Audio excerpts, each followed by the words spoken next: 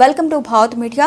తెలంగాణ భాషా సాంస్కృతిక శాఖ సౌజన్యంతో తెలంగాణ కళల గళాల వేదిక చైర్మన్ దరువు అంజనా ఆధ్వర్యంలో భారత రాజ్యాంగ ఆవశ్యకతపై వర్క్షాప్ నిర్వహించారు. కార్యక్రమానికి కవులు, కళాకారులు పెద్ద ఎత్తున పాల్గొన్న వక్తలు మాట్లాడుతూ డాక్టర్ బిఆర్ అంబేద్కర్ భారత ప్రజల అభ్యున్నతికి రచించిన రాజ్యాంగం పూర్తిస్థాయిలో అమలు జరగడం లేదు అని, రాజ్యాంగం పూర్తిస్థాయిలో అమలు జరిగితే సమానత్వం, సౌభ్రాతృత్వంతో కలిసిమెలిసి ఉండేవారని, కానీ ప్రస్తుతం కులాలు, మతాలు అంటూ ఘర్షణలు జరిగేవి కావు అని తెలిపారు.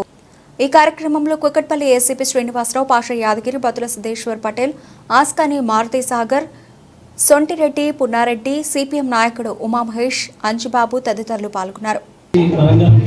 మొదలు పెడితే సర్దార్ సార్వాయి పాపన్న ఎక్కడ పుట్టిండో అక్కడి నుంచి, మారోజు వీరన్న ఎక్కడ పుట్టిండో అక్కడి నుంచి ఆ కాలుకు ఆ పాదయాత్రకు విరామం లేదు.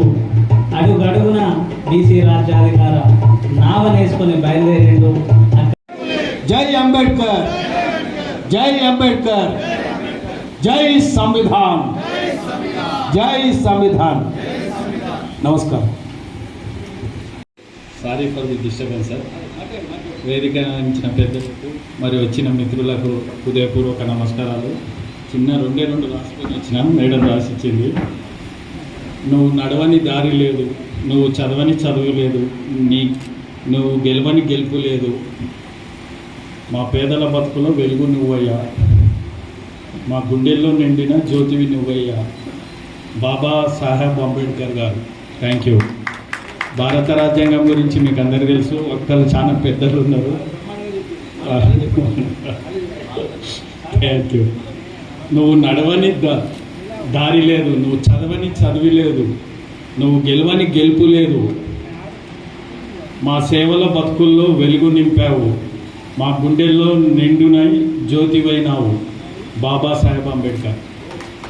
Thank you. ఒక్క నిమిషం జ్ఞాపకం తీసుకోవాలి. రాజ్యాంగం ఇస్తాం, ఇది కూడా ఇస్తాం. పెద్ద పుస్తకం వేసి ఇద్దాం.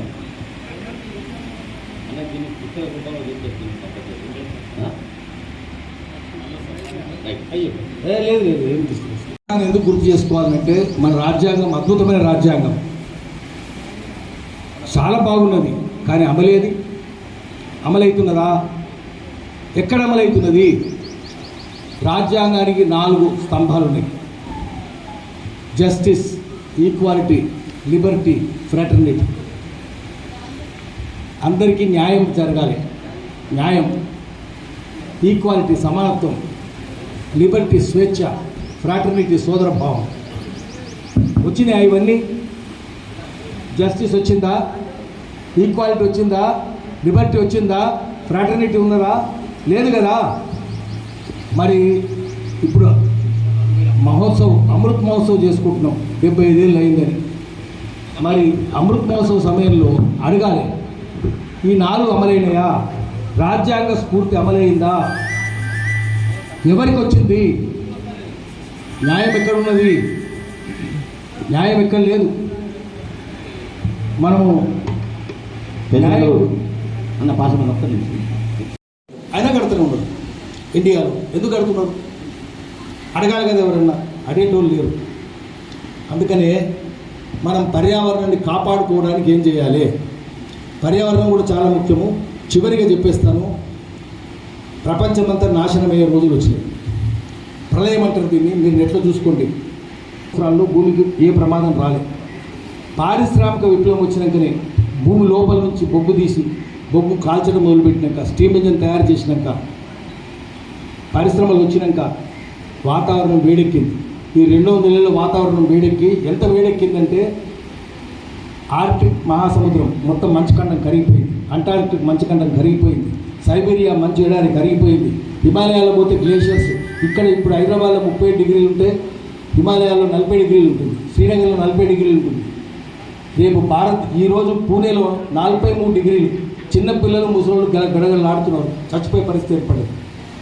రేపు ఇంకా హైదరాబాద్ కూడా అట్లనే అయిపోతుంది, బాంబే అట్లనే అవుతుంది, ఢిల్లీ అట్లనే అవుతుంది. 50 డిగ్రీలు అవుతుంది వాతావరణం. ఇంతకుముందు పెద్దవాళ్ళు ఇక్కడ ఉన్నారు. ఇంత వేడి ఎప్పుడైనా చూసిర్రా? అంతకంటే ముందు ఇంకా రేపు 50 డిగ్రీలు.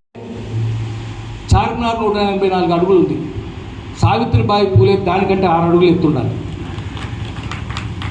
ఆమె రోజు తలుచుకోవాలి. ఆమెను కదా ఉపాధ్యాయ దినోత్సవం జరపాల్సింది. సర్వేపల్లి రాధాకృష్ణ ఎవరు, ఏం చేసింది ఆయన? సర్వేపల్లి రాధాకృష్ణ కొడుకు సర్వేపల్లి గోపాల్, ఆయన జేఎన్యూ వైస్ ఛాన్సలర్ ఉండే. ఆయనే చెప్పిండు మా అమ్మని చదువుకోనియలేదు మన ఆయన అని. తండ్రి భార్యను చదువుకోనియలేదు. అటువంటి ఆయన ఉపాధ్యాయ దినోత్సవం చేస్తారు. ఆ సావిత్రిబాయి పూలే చేద్దాం మనం. మళ్ళీ మనం చేస్తే సావిత్రిబాయి పూలేనే చేయాలి, జ్యోతిరావు పూలేనే చేయాలి. తర్వాత ఆమె ఫాతిమా షేఖంటమ్మ కూడా చదువు చెప్పిండు. ఆమె ఫస్ట్ ఉమెన్ టీచర్, ముస్లిం ఉమెన్ టీచర్ ఆమె ఫాతిమా షేక్. వాళ్ళని తలుచుకోవాలి మనం. అందుకనే మనం గొప్ప గొప్ప వాళ్ళని తలుచుకోవాలి. ఈరోజు ఎందుకు తలుచుకుంటున్నాం, ఇవన్నీ ఎందుకు చెప్పుకుంటున్నాం అంటే, గుజరాత్లో ఒక పద్యం ఉంది. దాని అర్థం ఏంటంటే, మన శరీరాన్ని శుద్ధి చేసుకోవడానికి నీళ్ళు ఉన్నాయి, పిండి ఉంది. పిండే కదా అప్పుడంతా పెట్టుకునేది, సబ్బులు లేవు అప్పుడు. మన శరీరాన్ని శుద్ధి చేసుకోవడానికి నీళ్ళు ఉన్నాయి, పిండి ఉంది. మన ఆత్మను శుద్ధి చేసుకోవడానికి నీళ్ళు లేవు, పిండి లేదు. ఏమున్నాయి దానికి? ఆత్మను శుద్ధి చేసుకోవడానికి మహనీయుల జ్ఞాపకాలు ఉన్నాయి. వాళ్ళని తలుచుకుంటే కారే కన్నీళ్ళు ఆత్మను శుద్ధి చేస్తాయి. కన్నీళ్ళు రావాలి కదా, అప్పుడు కదా నీ శుద్ధి అయ్యేది. అందుకని మనం వాళ్ళని తలుచుకోవాలి. తలుచుకునే ముందు ఇట్లాంటి మీటింగ్లు పెట్టుకొని మనం చేయాల్సింది ఏంటంటే, పుస్తకం అంజన్న బాగా చెప్తున్నాడు, పుస్తకం తీయాలి. తీసి నిర్మోహమాటంగా రాయాలి. ఏం భయపడవద్దు, ఏం బాధపడవద్దు, ఉన్నదున్నట్టు చెప్పాలి. పరిపాలకులకు కూడా చెప్పాలి, మీరు ఏదో గొప్ప అనుకుంటున్నారు కానీ మీరేం గొప్ప పరిపాలన కాదు. ఏ పార్టీని కాదు, ఒక పార్టీ అని అంటలేము, అన్ని పార్టీలు అంతే. అన్ని పార్టీలు కలిసే ఉంటారు. గల్లీలో గుద్దులాట, ఢిల్లీలో ముద్దులాట.